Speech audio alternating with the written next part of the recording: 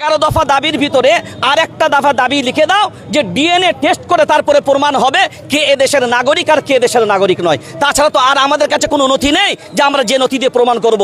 দলিল পর্চা যা চাইবে সবই আমাদের আছে, তারপরেও আজকে বিচারাধীন করে রেখেছে। এটা লজ্জা ছাড়া আর কিছুই হতে পারে না। আমাদের পথে নামার প্রয়োজন নেই, এতটুকুন জেনে রেখে দিবেন তারা বাংলা দখল করতে চাচ্ছে।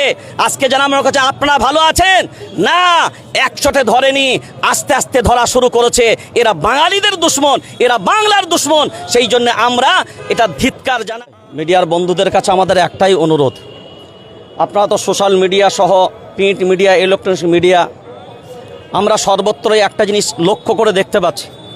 আপনারা সবাই অবগত আছেন যে সময় এসআইআরের ব্যাপারে প্রথম ডিক্লিয়ার করা হলো, 2002-এ যাদের নাম থাকবে তার পরিবারের যারাই অন্তর্ভুক্ত তাদেরকে কোনো নথি দিতে হবে না, 2002-এর লিস্টটাই তাদের জন্য নথির কাজ করবে।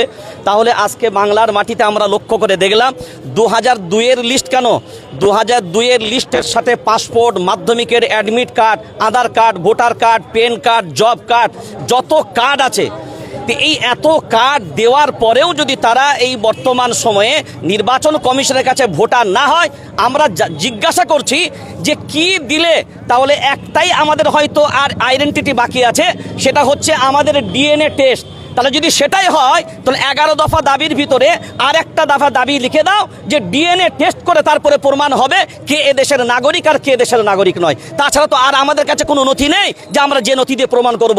দলিল পর্চা যা চাইবে সবই আমাদের আছে, তারপরেও আজকে বিচারাধীন করে রেখেছে। এটা লজ্জা ছাড়া আর কিছুই হতে পারে না গণতান্ত্রিক রাষ্ট্রের জন্য। আর কি বলবো।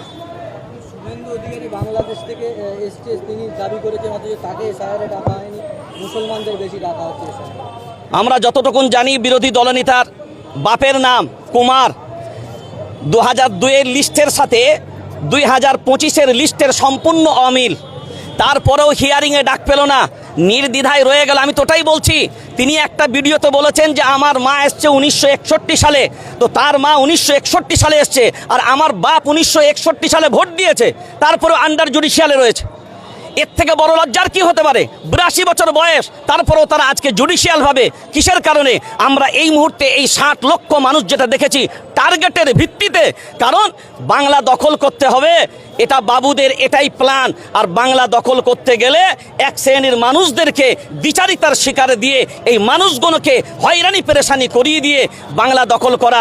বাংলার মানুষের কাছে এটাই বলবো, আজকে যারা মনে করছেন যে না আমাদের পথে নামার প্রয়োজন নেই, এতটুকুন জেনে রেখে দিবেন তারা বাংলা দখল করতে চাচ্ছে।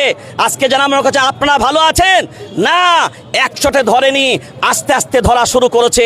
এরা বাঙালিদের দুশ্মন, এরা বাংলার দুশ্মন। সেই জন্য আমরা এটা ধিক্কার জানাই, আমরা তীব্র ভাষায় এটা নিন্দা জানাচ্ছি।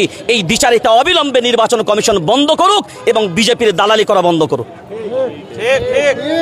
সুকান্ত বলেছিল একজনেরও বৈধ ভোটারের নাম পাচ্ছে না, অথচ বেশিরভাগ মুসলিম সম্প্রদায়ের বৈধ ভোটারদের নাম।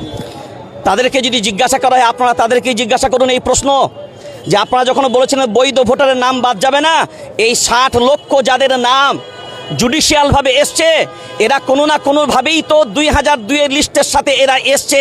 নামের বানান ভুল হতে পারে, বিভিন্নভাবে আসতেই পারে, কিন্তু নামের বানান ভুলগুলো করে কারা?